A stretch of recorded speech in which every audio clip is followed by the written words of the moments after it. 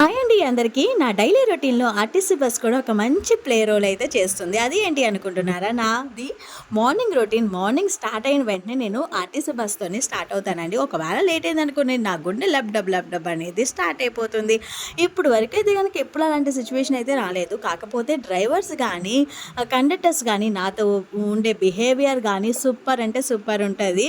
నా స్టేజ్ వచ్చేది నేను పడుకొని పోతాను. బస్సు ఎక్కిన వెంటనే పడుకుంటాను. నా స్టేజ్ రాగానే లెగుస్తాను. కాకపోతే ఒకసారైతే మర్చిపోయి అలాగే పడుకొని పోయాను.